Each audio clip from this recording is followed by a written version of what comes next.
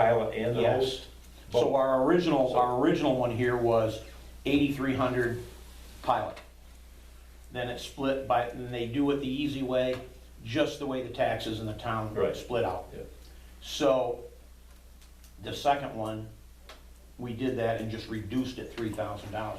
So the pilot became 5,300 per megawatt, $3,000 per megawatt in a host agreement going to the community. Can the town do something like, I know the hamlet here has, is the lighted district or whatever on the tax levy.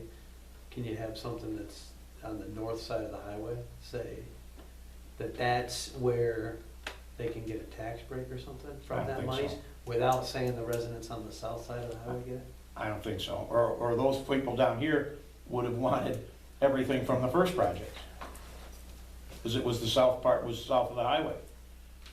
Well, I mean, in. try to make everybody happy. Well, It's like, nice, you know, so- you're never gonna do that, right? You can't, but when we first started this, we looked at it and said, and Cohocton was going through theirs at the time. So they had a list of things they were gonna purchase, they were gonna fix up the pool, I think there was some highway equipment and stuff, so they had kind of a, Police cars, yeah. rebuild the highway garage. So, and they took decreasing payments too, which was not smart at the time. But we said, right from the start, we're gonna treat this just like sales tax. Whatever we get is going in, right into the town, and then to lower taxes, all of it. We're not gonna change, have a wish list for the highway department or anything else. And when we felt that was as fair a way, at least every taxpayer benefited the same. I think you're right, you probably couldn't mess around with the taxes and give somebody a break here No, I and don't there.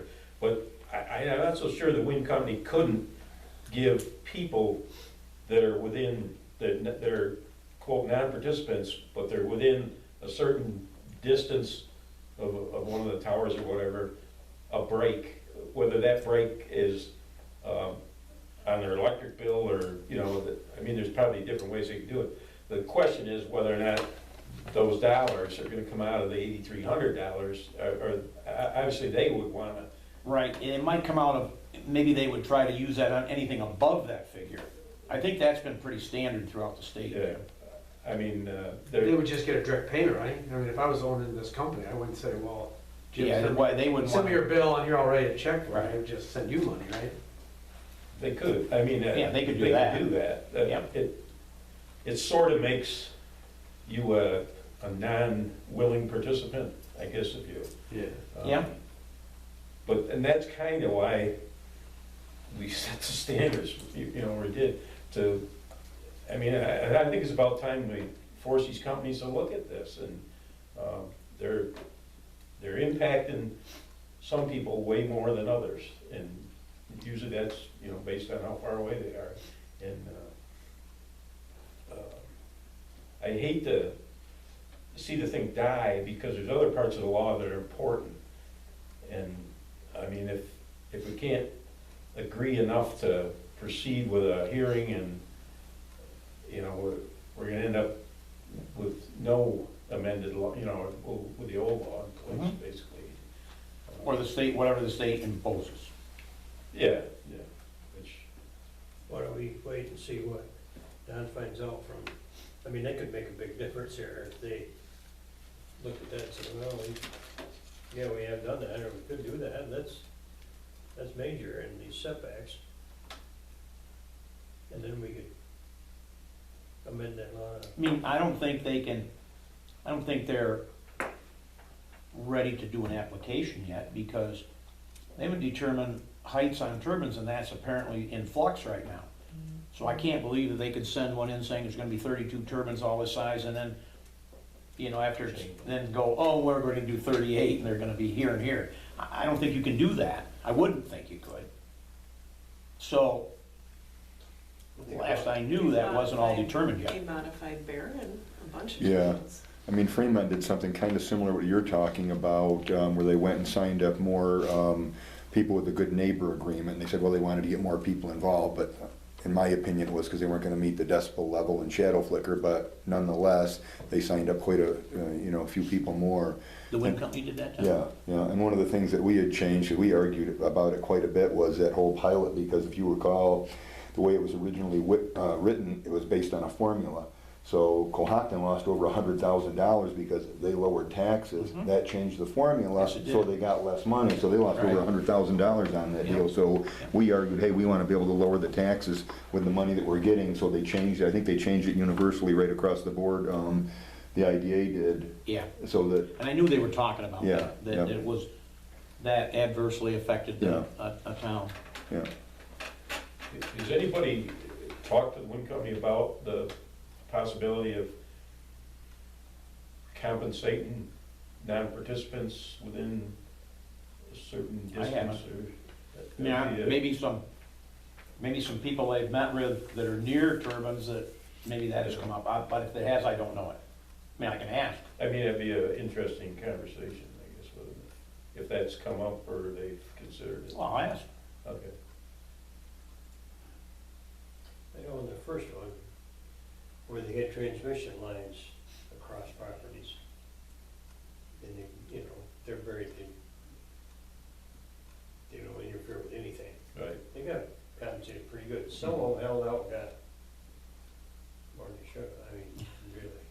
Just because they held out until the project was far enough along, so, well, Hmm. very happy with there. And it, it seemed just right, but that's what happened.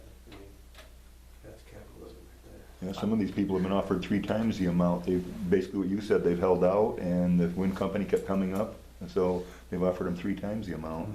I know somebody like in Fremont, they wanted a $5,000 signing bonus, they got it, but they held out, so, Hmm. But it just, Way more money here than we think. yeah. Well, obviously, their job is to spend as little as possible. And- Sure it is. and,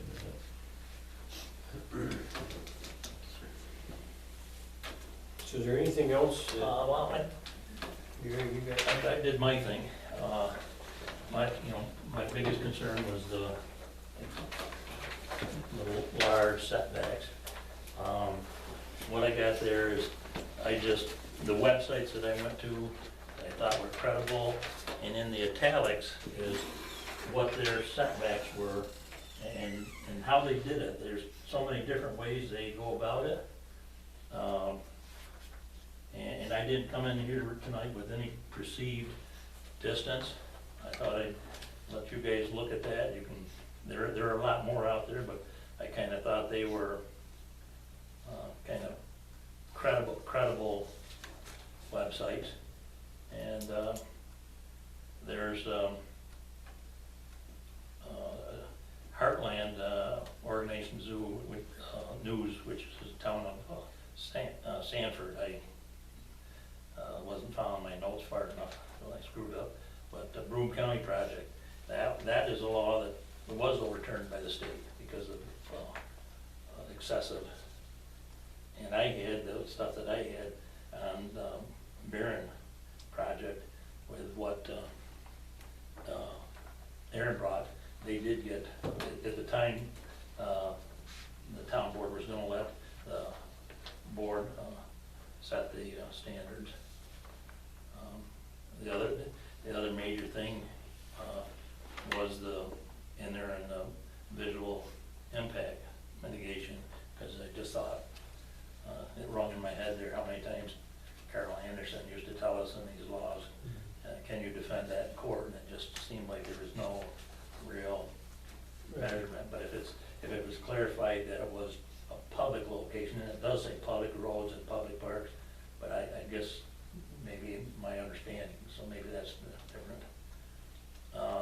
Some of the other things that I think that they're just kind of housekeeping type stuff. It's a question, Gary. If, so say like a park was affected or offended, who would be the entity bringing that claim to, say like the Howard Town Planning, or the Howard Town Board. Would it be somebody? So they say it's like If public it's a property. public, it would have to be whoever's, is the owner of the park, not somebody who drove in from Connecticut and got in the park and looked up and I hate this and then sued the town. Okay. I would assume that it would be, you know, the park would say, if you put that up there. we So aren't some gonna have as many representative visitors." that's already assigned then. Yeah, state park, So- whatever. I would assume that out of that, but So would that mean that anything like that would have to come up prior to construction? That would all be in their visual assessment. I mean, this whole project still goes through the 94C Right. process, and that will all be looked at. So But I I think guess they get a. the town can request certain Views that then? you want them to specifically. Because I know we have this park, but is there another park? There's not, is there? What do you mean? Right, there's the park here though.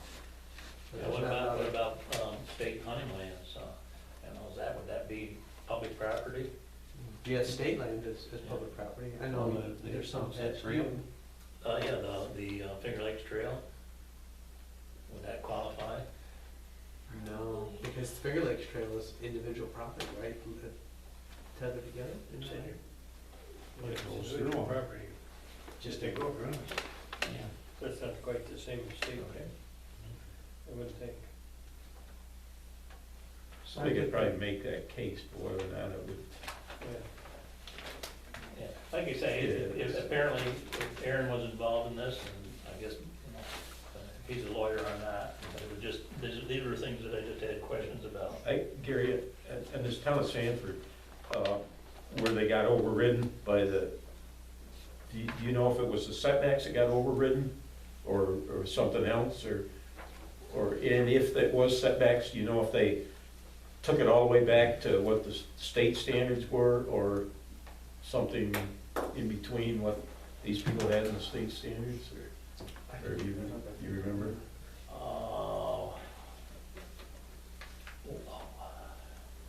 I have to go back. One of them I read is they had zoning, and they made a zoning change, Okay. and that was too restrictive and turned it over. I'm not, without going back, that's why I gave the website.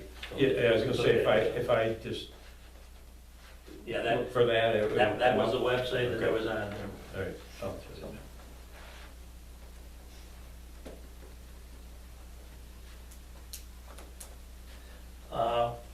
One of my other concerns is the planning board,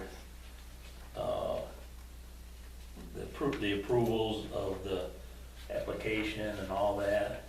I know that, you know, in the first project, because of the conflicts on the town board, it was the planning board did a lot. And I just wondered how much with this 94C, how much really, in some of this stuff, each time you see planning board,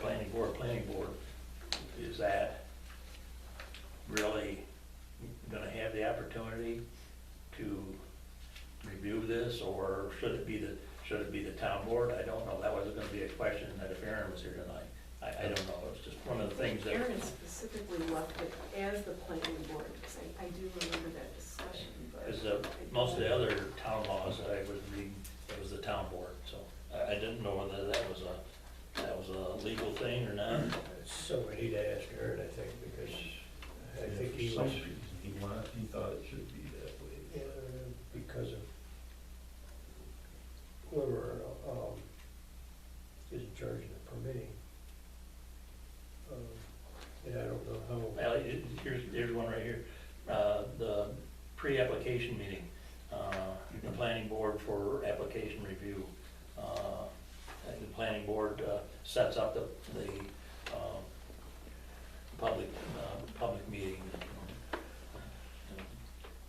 you guys wanna do it, or shut that off on somebody else? I don't know, I just kinda, that was a question I had, and,